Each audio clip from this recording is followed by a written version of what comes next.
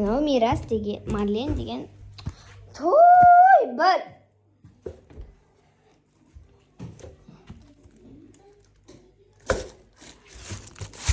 Марлен той деген бала каканай. Үй шашлығы. Ана жерде жатқан мирас деген.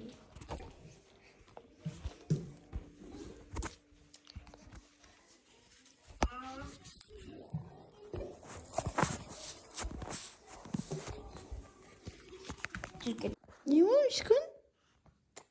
Ata? Да. Ata. Да. Ata. Ata. Ata de. Ata.